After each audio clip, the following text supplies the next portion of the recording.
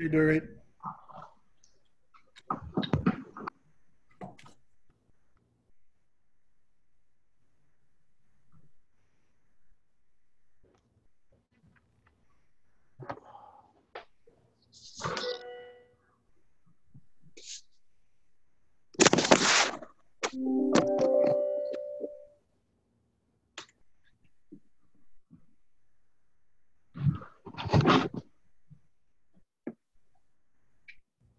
Switch this, it might be better.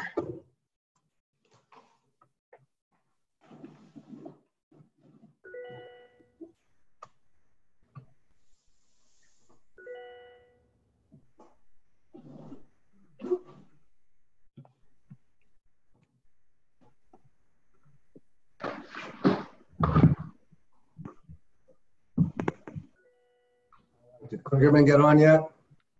I am here. Hey, Stephen. Hey, how is everybody? Sorry, it's a very full day of calls today. I'm sure. Oh, hold on, let me close that so it stops making noise. We had faith that you were going to be on, Steve. All right.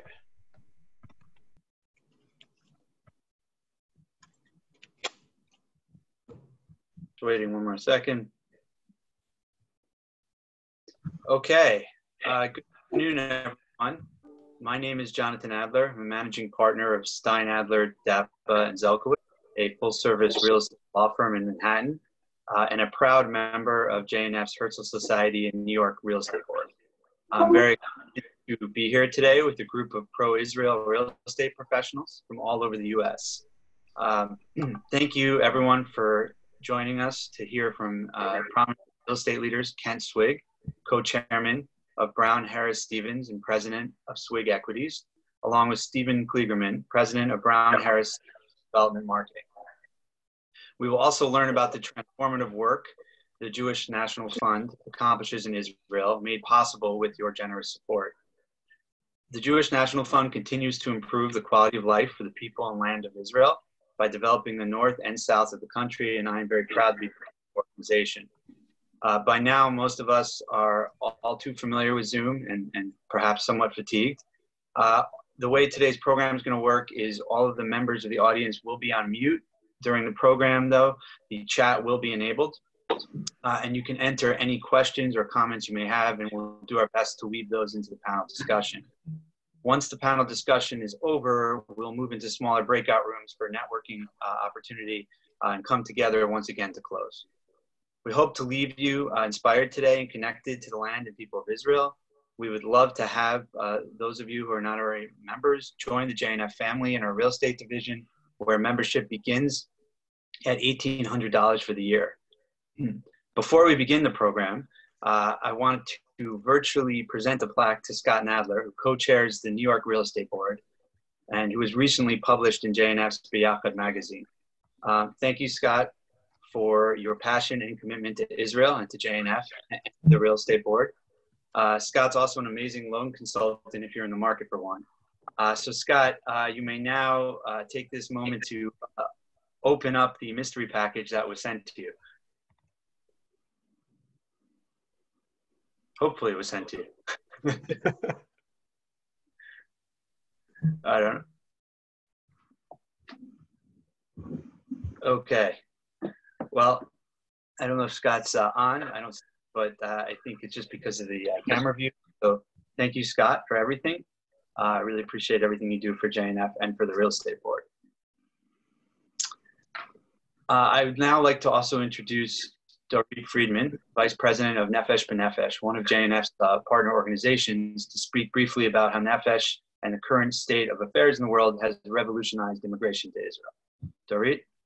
Thank you. Thank you so much for having me on this talk today. And I feel fortunate that I can speak to individuals who all understand the value of an opportunity. So Israel right now, I'm just going to try to share some slides here. Don't understand why this, okay, hold on one second. Can you see this? Okay. Israel right now is undergoing a historic opportunity of an enormous increase in aliyah, an unprecedented interest of individuals who are thinking of moving to Israel. Now, in all the former aliyot to Israel, it was always coming from a specific geographic locale. Now Israel is receiving aliyah requests throughout the globe, including many from North America. And Nefesh B'Nefesh has the mandate for North American aliyah and for UK, and we take care of lone soldiers from all around the world. What we're seeing is absolutely unprecedented, and I just want to show you some slides here. And just before I even do that, I just want to briefly explain to you why aliyah is super relevant and super important to the state of Israel. It always was, and it still remains the lifeblood of this country. You know, we don't really have too many natural resources. So what Israel really covets and is most proud of and most needs are her human resources. And what aliyah does is that it grows Israel's brain trust. The former Russian aliyah was single-handedly responsible for the tech revolution. What we're seeing now is a very interesting aliyah of many young people, skilled and educated, who are interested in coming and innovating in Israel. And here are some, you guys are numbers people, so I just want to show you some economies of scale of now compared to 2019. These are the aliyah applications that were submitted in April, May, and June. By the way, it has spiked much higher than that even in July and in August. So we had a 218% increase in aliyah applications in June of this year compared to last year. In aliyah applications that are started, we had a 274% increase. And incoming calls, we had a 365% increase in the month of June alone. You can look at these giraffe graphs, and they're consistently growing.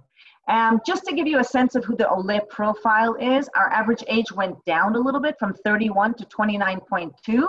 And our top academic professions, as you see here, solid skills, people who could definitely invest in this country. They come and they fuel the economic growth of Israel. Recently, we did a fiscal analysis with Deloitte to understand and quantify the economic impact upon Israel from the funds from the individuals, the Olim who have come, the Olim themselves who have come, then their circles of influence. And this week, it's going to be published in English. It was just done. A $2.8 billion was infused into Israel's economy. So when you decide to join JNF and you give a gift to JNF, you can designate it to Nefesh B'Nefesh. And as individuals who are all investors and understand this window of opportunity, you understand that this is an opportunity to invest in people who are going to reinvest in the state of Israel. The ROI is huge. And what I wanted to say is that this is a window of opportunities, and you all know, I don't have to tell you, that windows open and they also shut. And Israel cannot afford to squander an opportunity of such talented and skilled individuals who are coming to Israel. Concomitantly, this past week, the mayor of Jerusalem signed on a building for Nefesh B'Nefesh, which is located on Israel's National Mall, right across from the Supreme Court, from the new Foreign Ministry and the Knesset. Right next door to this building will be constructed the future residence of the Israeli Prime Minister. So you're talking about placing Aliyah at the forefront of Israel's agenda, exactly where it should be. This campus is phenomenal. It is beautiful. We will need to move in per contract within 12 months. We got this building at 80% complete. We're started already construction to complete it, and the crews are going to be working double time. There are incredible opportunities here to sponsor parts of this building. There'll be tremendous foot traffic. We're going to have a tech incubator here. It's going to be incredible, and I urge you to contact me afterwards. Sarah gave me a very short window of time to share this with you, but I would love for you to engage with me afterwards. What I do want to tell you is we are looking to fund this aliyah, cannot fall on the government alone. The government right now is super stretched in Israel and not super stable. So just like Herzl over 120 years ago, when he started the Jewish National Fund and stood on the patio and the balcony in Basel, Switzerland, to outline his plan for a Jewish state for the Jewish people, he also had to say we need to collect the resources privately in order to drain the swamps and help create a country that can acclimate new immigrants. And looking out from this balcony from Nefesh B'Nefesh's new campus, we're seeing this vision actualized. But our mission together is not done. In fact, Nefesh B'Nefesh in 18 years has brought 62,000 people to Israel with an over 90% retention rate.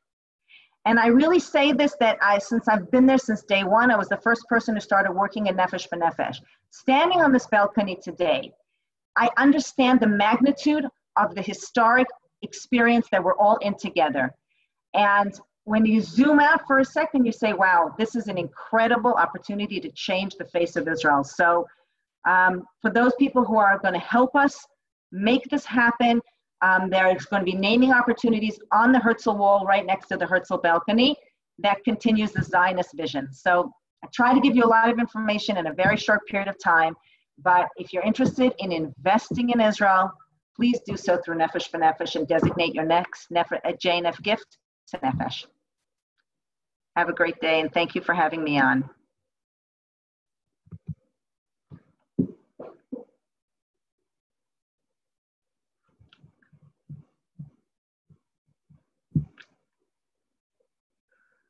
I can't. Okay. Oh, sorry, can you hear me now? Now I can hear you. Thank you, Dorit. That was very inspiring and a welcome bright spot in light of the current state of world affairs. So thank you very much. Okay, it's now my honor to begin our discussion with our esteemed panelists, Ken and Stephen. So let me start off by asking both of you, you're both veterans in the real estate industry, have been through many different cycles.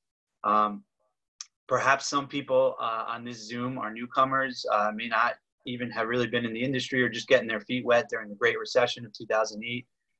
Let me first ask both of you how you put what's happening in perspective right now. How does it compare to previous cycles? Does it even compare to previous cycles we've been through? Steve? Yeah, Ken, why don't you start? Sure. Okay. Well, first of all, there are cycles in the world, economic cycles, and there I would divide it into two things. One, there is a catalyst that creates a cycle. Typically, you know, a down cycle is what we're interested in, right? And that catalyst is very hard to predict what it is, whether it was you know, the 1987, you know, when the stock market crashed, October 19th on Monday, whether it's a dot-com bust, whether it's whatever problems that we have in today's world and, you know, pandemic. That part is very difficult to predict. But what the characteristics of what happens after an economic downturn starts are relatively similar and predictable. This one's a little different because we're sitting here with something that is stimulated a downturn and can, if we got our hands around this, stimulate, you know, we can get an upturn relatively quickly. I think the first thing that one needs to understand is that we have a problem, and we don't have a 50-state problem. We have one federal problem. And what has happened, in my opinion, is the administration has gone out and created 50 individual state problems, which creates no organized attack and leadership, frankly, to be able to handle this. So what we first have to do is we have to recognize we have an issue, and then we have to make it a national problem and have a unified solution. So there will be hot spots in some places and there won't be in other places, but we need a national leadership to say, number one, we've got a problem. We have a pandemic going on. Two, we must shut down areas unequivocally that have a big problem with COVID going on. And then we have to have national targets to open up when we are able to achieve them. We have to have a national, you know, mandatory mask wearing. I mean, this is crazy. I think J.B. Pritzker said it really well yesterday. Said, the governor of Michigan, if I walked into a restaurant and I lit up a cigarette and blew it in everybody's faces, how long do you think it would be before everybody kicked me out of that restaurant? But but I could claim, oh, but it's freedom of my breath, right? But we're walking in and breathing on people with coronavirus and nobody wants to be able to say, wear a mask. That's just unacceptable. So if we start over right now, and in my opinion, we have a very good chance of creating a solution. One, address it on a national basis. Two, we need to shut down probably for another 6 weeks for a good part of the country, and then we have to pay for it, right? So Jerome Powell, the chairman of the Federal Reserve, and the chair and the president of the Chicago Federal Reserve have both said, shut down 6 weeks, pay for it for 6 weeks, and then critically trace, when we open back up, is test and trace. And then we can have a chance at getting more of a V-shaped recovery.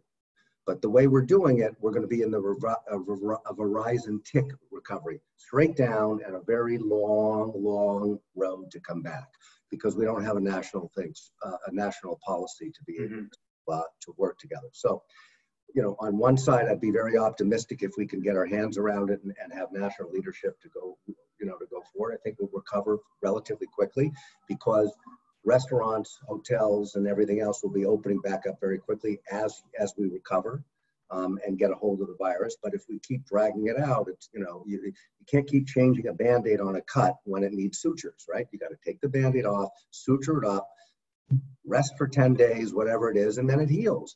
But if you keep putting a new Band-Aid on, the cut doesn't heal. And I think that's where we are right now in our society. So before we can talk about a business thing, I think we need that to be addressed on a national basis.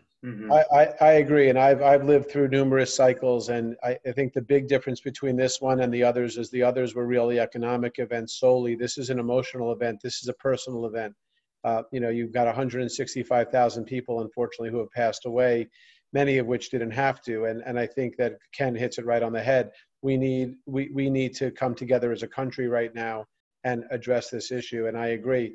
Everyone's yelling about their rights and the Constitution. Meanwhile, we were told to wear seatbelts. We wear seatbelts, right? We were told not to smoke in public. As Ken said, we don't smoke in public. So New York is a very resilient city. I watched New York rebound from 9/11 like I've never seen anything in my life. 6 weeks after 9/11, we had people from all over the world coming to support New York City, to buy real estate and to show their support. The difference here is, again, this is also a global event, so other nations have also been impacted. And the difference also now is that because tourism is zero, and we don't have the students coming to New York that normally come and fill up all the rental apartments, and we don't have the new hires coming to New York that fill up all the rental apartments. We have a much more national and global event than we did in the past. And I agree. Once we get real leadership in this country, I think we'll heal very quickly. Stephen, let me ask you, because we're obviously many months into this already, and certainly not out of the woodwork yet. What do you see? I mean, you mentioned after 9/11, just weeks later, you already started to see New York start to come out of it in certain ways. Do you see any bright spots now? I mean, the title of today's event is Blueprints to a Bright Future. So I do. What do you see as on the ground in terms of potential bright spots? So, bright spots are that money is incredibly cheap right now. So interest rates are incredibly low. So we're seeing a lot of first-time home buyers come to the marketplace. Manhattan is definitely struggling, but Brooklyn and Queens are doing very, very well in this marketplace. Why? More entry-level apartments priced between, let's say, $700,000 and just under $2 million. There's a tremendous amount of wealth in the New York metro area, and a lot of that wealth was built upon real estate. So a lot of adult children are finding that their parents are happy to help them purchase a first home, to start their life in investing and in being responsible. And so we're seeing a lot of first-time home buyers. We're seeing a lot of people also look to upgrade. They may be selling at a little bit of a discount to where they would have sold 6 months ago. But if they're buying, obviously, in the same market, if you sell a $1 million apartment at a 10% discount, you may have lost $1 million. But if you're buying a $2 million apartment at a 10% discount, you just saved $200,000, so you're net $100,000. And we're seeing a lot of upgrades right now. The other bright spot, and this doesn't directly impact New York City, but it indirectly impacts New York City, is that the flight to the suburbs has healed the suburban real estate markets. Well, the suburban real estate markets help to feed the New York City real estate market, because those empty nesters who have been trying to sell their big houses for years are now selling those houses, and they're coming to the city. They're looking for that apartment that they've been waiting for years. So there definitely is a silver lining, and it's just there's there's a lot of wait and see also because of the school situation. I think that for Manhattan has been the biggest impact on real estate, is that people just don't know when their kids are going to go to school, where their kids are going to go to school. And if their kids are going to be remote learning, they need more space because they can't, where's everyone going to work and study from if they're in a 2-bedroom apartment with 4 or 5 people? But there are bright spots, and the bright spots are certainly with, I would say, in the under $2 million market. Can I say, I'll add, that if you're looking at bright spots, first of all, New York City is an extraordinary place, right? People want to be here. The young people want to be here. Companies want to be here. And we know what the solution is. The solution is, once we get a vaccine or we get enough therapeutics that we know people aren't going to die from this, then people are going to feel a lot better. So the resolution to this problem is not a 5-year resolution with a question mark. It's a 24-month or less resolution, and we know what it is to solve, which is a vaccine. So unlike other downturns that we've had, we didn't know what the solution was. We know the problem, we know what the solution is. New York City has been particularly hard hit, as is San Francisco. We have 28,000 people per square mile in New York City, the most dense city in the United States. San Francisco was number 2 with 17,000 people per square mile. So density with a pandemic doesn't lend itself to, you know, a lot of safety. So we will overcome that. So in the middle of the pandemic, I think this will tell us what the future of New York City is. Facebook leased 1.5 million square feet in the Hudson Yards. They have not yet occupied that space.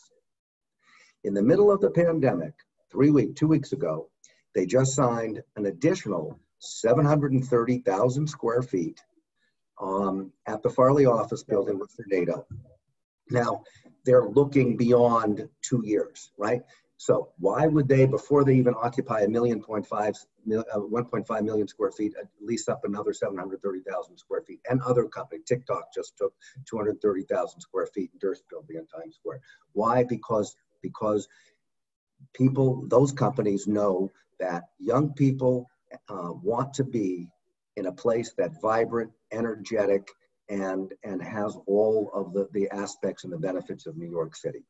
And they're not looking at the 24 months, they're looking longer. So our long-term perspective is going to be very good. And even in the middle of a very difficult period of time, you've got companies devoting an enormous amount of resource and expenditures in New York City. So the long-term prognosis, we should feel very good about. How we get there is going to be the issue. Uniquely in New York City, and one of the great things about us is that we've got a great transportation system. That transportation system right now is operating at roughly 25% of our capacity. New York City needs plus or minus $10 billion for the MTA in order to continue going forward. We have put forth a $54 billion expansion plan, which we're right in the middle of and booming and doing very well, and this hit. We need $10 billion right now. So we need the federal government to recognize that cities and states need money to be prosperous. New York City has an outlay into the federal government of, you know, a multiple of 6-10 times what we receive in state funding from the federal government. We are like 10 times more that we pay out, where Kentucky is the opposite of that, right? So we are a driving force in the federal government's money, so that they have to understand that in order for us to continue that kind of money, that we need to be able to be helped and make sure that that engine that drives both the New York City, state, and federal economy is going to be vibrant. So, you know, I would say that this is one of the unique things, is that we know how to solve the problem. We just have to go in and that will happen. So I think, you know, on the 24 months from now, we'll be okay in that respect. Let me ask you, Ken, because you're obviously clearly bullish, I think, as a lot of us are, on New York City long term. But, you know, it's hard to pick up a paper these days or read online without people declaring that shift away from density or virtual office is here to stay. Does that mean that you see this as very much a short-term phenomenon? Or do you think that aspects of the virtual office in particular, with some of the same companies you mentioned, have kind of declared that they intend to go virtual, you know, at least from this point forward? Some haven't even announced a return to work date. Which of those aspects do you see as structural changes? Do you see as kind of more temporary reaction? Two things. One, nobody can declare when they're coming back because we've got no plan of safety to tell us when that happens. So you can't make a decision when you don't have anything backing it up. So that you can't mix those two things up. First and foremost is health. And if we don't know how to solve that issue, how can you make a commitment to open up a school? How can you make a commitment to open up your office, et cetera? I think that is a short-term problem. Do I think the virtual office is a change in our society? Absolutely, yes. It's I mean, it would to say it's not is going to be blind. You're blind to say that. But I'm going to go. Facebook just took another 730,000 feet. They didn't lease the space and spend the money. They're not foolish people without that. And here's what's good. A virtual office can be very efficient, right? You will get your work done and it'll be done. There will be no opportunity and there'll be no creativity. Right? You've got no networking opportunities. A friend of mine was a friend of my son's working at a major investment bank in fixed income, hated it, didn't want to be there, and he wanted to transfer out. There was no way he could talk to his other associates, bosses, to be able to go bump into them in the cafeteria, bump into them in the coffee room, in the elevator, wherever, and say, oh, what's going on, and then try to network out. He'd have to cold call his people that he's working with. So did he get his work done efficiently? Yes, but he's miserable, so he quit in the middle of this. So your creativity is stifled and your opportunity, I think, is stifled in that respect. But there are some people, clearly, there are people who have children at home that will be able to do some of their type of work. They could actually work 3 days a week in the office, 2 days a week at home, function really well and be very efficient, and still get their work done and have a better family life. So I think that's going to be there. Will that negate the need for office space? Absolutely not. I'll give you one example. JCPenney in the 1980s, when New York was going down as a result of the 70s, took their entire operation, they moved out to Plano, Texas, and they built a beautiful lake. And around the lake, they had a beautiful running track and a bicycle track and all of this campus, and it was fantastic, and all these people there. They had no creativity. It was stifling, right? So when you look at the Googles of the world and all this stuff, even though they're out in Silicon Valley, where are they all based? They moved all their people into San Francisco as much as they could. And those that are working out are reverse commuting out into Silicon Valley from San Francisco because people want urban and energetic places. First, you have to be safe. So, but no, the cities are not going away. And virtual offices are not going to take over actual offices, in my opinion. But it will be part of the fabric, just like a WeWork type of office, gave an opportunity. If you were a lawyer and you left a law firm and you had a book of business, and what would you do when you left your law firm? You'd have to go find another law firm. Here you can go to WeWork, make a transition, and figure out what you want to do. That changed the dynamic of the workforce. Did it ruin law firms? No. Did it give people a moment of pause where they could take 6 months and figure out what they want to do and still continue in business? Yes. So it's an different form of doing some business, but it doesn't change the fact that we still need to be around one another. Stephen, yeah, I agree with that, and we're hearing more of that as the COVID time goes on. That people are looking forward to getting back to being in person. And I agree, the creativity, it's very hard. It's very hard to do business development, virtually all the time. It's very hard to, plan buildings and work with designers and throw things back and forth. Everyone's working 2 and 3 times harder to get the same thing done. You kind of feel like you're running in mud some days. I think a lot of people looking forward to get back to work. They just want to feel comfortable doing so. Stephen, let me ask you, because one of the bright spots you mentioned was sort of opportunities in outer boroughs and suburbia. But how else do you see your clients pivoting? And everything from the way properties are marketed to development sites to design. How are you seeing people already pivoting in response to this to try to sort of take advantage of the shifts, many of which may be permanent, some of which may not? So in marketing, we quickly switched to virtual tools, virtual tours, on-site tours, Zoom interviews, and Zoom appointments. These are tools that will continue to develop for the future as well.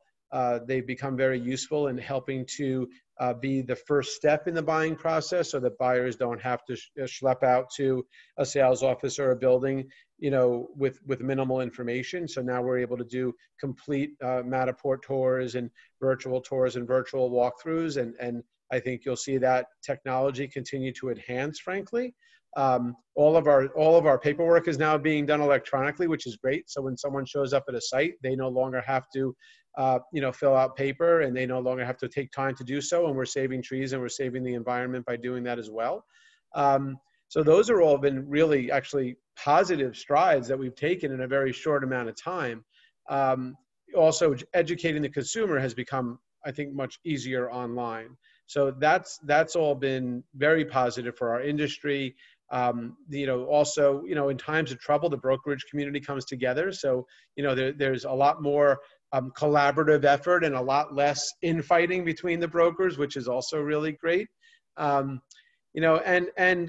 Again, for developers, it gives us an opportunity to get things done with developers that they didn't want to spend money on in the past, like touchless locks, latch, touchless elevators, better HVAC systems with better filtration systems. What we found in a lot of the buildings that were recently built was that you couldn't retrofit the air conditioning filter with a higher value air filter, because the system couldn't handle it. They got noisy, they were less efficient. So buildings that are in the midst of being built, we're able to change some of the technology to have better air filtration, better water filtration. So those are all very positive things. We're also looking to put in ultraviolet light in areas like in elevators and corridors and building gyms, so that that helps to kill germs and bacteria. So a lot of, I think, very healthy, positive initiatives are coming out of COVID. It's obviously costly, but I think for the future it's going to be very beneficial. The other thing that we're starting to see is that developers are looking to try to develop slightly larger apartments, which again, cost the developer a little bit more in the short term, but I think there's a big reward in the long term. That extra nook, that home office, and who knows, maybe the New York Department of Buildings will get on board and stop scrutinizing our home office alcoves so much and allow it now, because they realize that people need that windowless workspace for their own use. And it's not just a way to force a 2-bedroom into a 1-bedroom, but it actually has other functions. And Kent, that might be something. Are kitchens becoming bigger, Steve? Are people talking about that at all? Bigger refrigerators, any of that? Yeah, we haven't gotten that much of that, but one of the things that we are looking into, is more sustainability. So in some ways, actually, the fridge should really be smaller, not bigger, because we should be eating fresh fruit, and fresh produce. So one of the things we're looking to do in some of the buildings that we're working on now is, instead of putting in a wine cooler, which anyone can have a wine cooler, and most people don't need one, we're putting in basically little vertical indoor farm incubators, so you can grow your own produce in the apartment. And that's a lot more beneficial than having a wine cooler in your apartment, when you could, literally grow fresh basil and fresh lettuce right in your apartment. So, and if you can't put it in the apartment, we can put it in the basement. We can put it in literally any unusable space. You can grow produce in Manhattan, in Brooklyn, in your building. And outdoor space? Outdoor space, you can do it too. No, what I'm saying is outdoor space. So outdoor space, yeah. So one of the things we're actually doing a pre-development of a building right now, and they only wanted to have 25% of the units with balconies, and I want to have 75% of the units with balconies. Yeah, everyone's looking for outdoor space of any kind. And let me ask you a question, because I think we're coming close to the time we have to break out in our breakout rooms. With pre-pandemic, there was obviously a lot of doom and gloom in the industry focused around what was coming out of Albany, everything from increased mansion and transfer taxes to the new rent regulations. Given the historic role that the real estate industry has played in the success of New York, and particularly bringing it back out of some of those previous cycles, 2001, 2008, do you see this as an opportunity for the industry to maybe band together to try to address some of the regulatory attacks that have been, waged against the industry that are perhaps holding back opportunities for further development? Well, the answer could be yes, but here's the issue right now. You're looking at a considerable percentage of our population that can't afford their rent right now. So I think we've got a bigger issue on our hands, and frankly, you've got AOC who came out and said, let's not pay rent to the landlords right now. Okay. Now, as a landlord and as a broker, I do understand, and see that people cannot pay their rent and that we're in a very difficult place. But when you have a congressperson whose job it is to make laws and uphold laws, go out and just without thinking, frankly, very childish, and say, don't pay your rent, that's not a solution. So she's advocating breaking the law, which she's sworn to uphold, and that's not solution. So I think we've got bigger issues on our hands right now, frankly. We need to come up with a way to help preserve and protect our rental base for sure. But we shouldn't just say, don't pay your rent, and that's the landlord's problem, because the landlord still has to pay real estate taxes and electricity and any other services and their mortgages, etc. So going and advocating, anarchy in effect by having a rent strike and the person in Congress saying that's I think where we have to worry a little bit more than trying to roll back some of the laws that had recently passed a year ago. We've got to figure out a solution how, if people can't pay, you just don't say don't pay, because then that's great. Right. So let's not have anybody pay real estate taxes then. That doesn't solve that issue. That's going to just compound the issue. So I think first we have to have an organized way with our real estate cohorts and colleagues in there to figure out how do we save and salvage rental people who have a problem in the marketplace. And I don't think that's just throw it up and say, the landlords, that's your problem, you go figure it out, and tenants don't have to pay. Now, I do happen to believe that it's not proper right now to have evictions.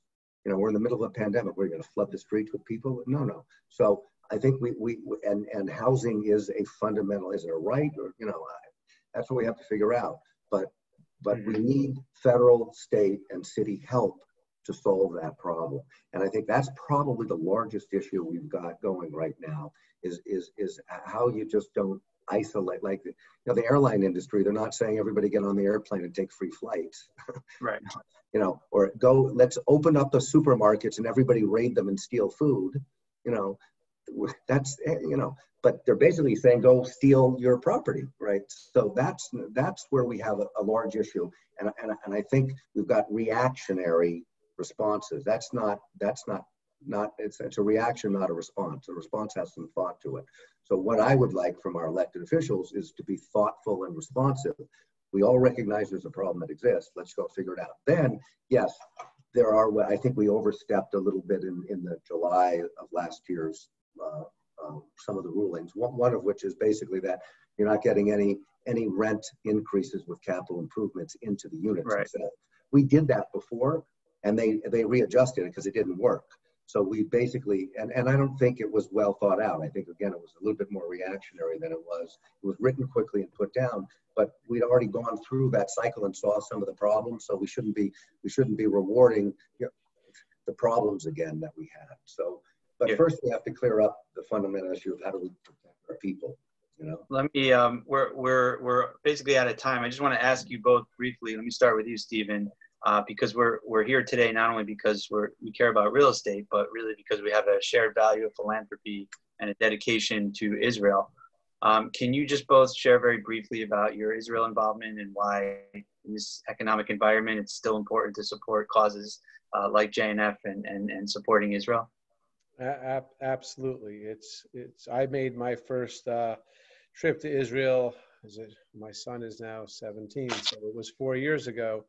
For his bar mitzvah, and I just fell in love. And not that I didn't love it before, but after visiting the country, I think you get a whole different appreciation for what the Jewish people have done there. And you know, for me, you know, whether it's my family and donating to JNF, donating to other causes, supporting Israel in every way possible, both politically and financially. It's really touched my heart, and I look forward to going back again. I've been involved in AIPAC in the past. I've obviously involved here now. I do a lot of work with young Jewish professionals to try to help foster and counsel people on their career objectives. And I look forward to actually being more involved in the future. I'm also involved here with my local community. We just our synagogue's going through a new rabbi search. So I'm not on the search committee, but I've been liaisoning with the search committee and trying to get people to rally behind them. We're also working on our own economic issues with our own congregation right now, with what's going on, you know, with COVID and you know, the struggles that people have. So as a community, we've all come together. We actually just had a great fundraiser. We did our annual gala as an online fundraiser, an online gala this year, and we didn't have we had high expectations, but we were a little bit cautious, and we raised over $80,000 for our synagogue online in 2 hours. So I thought that was terrific. So I am involved and look forward to being more and more involved in the future. Thanks, Steve. Very briefly, if you can respond as well. That was Ken. Yeah. That's okay. He's a lot more involved. My first trip was in 1974 to Israel. I pretty much been back almost, not every year, but close to it since. And the question is in difficult times, one of the things you said, you know, why do we support Israel and continue? And so I will go back to a person, bless him, who isn't around anymore, Teddy Kollek, the former mayor of Jerusalem. And I remember sitting with him in 1974, right after the Yom Kippur War in Israel. And he took an enormous, and this was with the Israel Museum that my grandfather was one of the founders of. And Teddy Kollek took huge criticism that in all of the problems going on in Israel, that he is raising a lot of money to go build the Jewish Museum, the Israel Museum. And his comment was very, very powerful, and it still is today, and it resonates, I'm sure, with me and others. And that is, he said, if you're going to have a society, and you're going to have a country, and you're going to grow and prosper, and you just are going to go build housing for people, and you're going to go build machinery, and you're going to go do this, you're not going to have much of a society, and you're not going to much really have a country to be proud of. So in the worst of economic times, you have to go out and do good things, like for the arts, for education and things, because that is a collective, that's how we are as a people, and that's how we've prospered over time.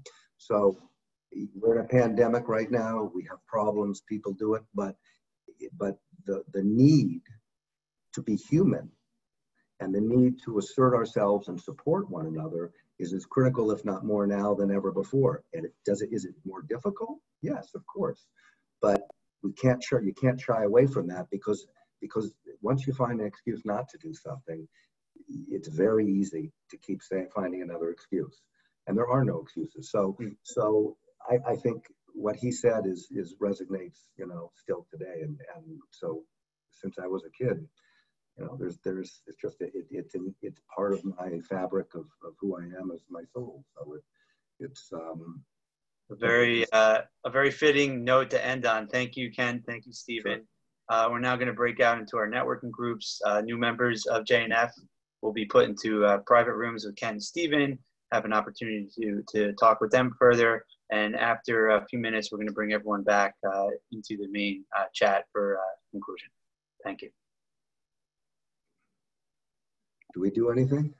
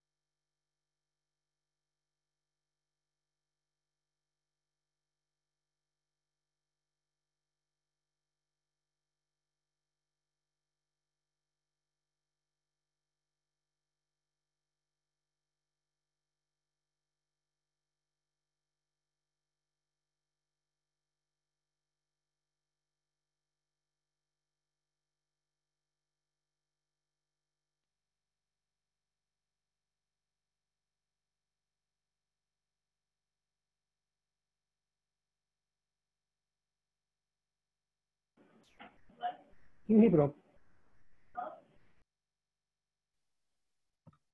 We got moved.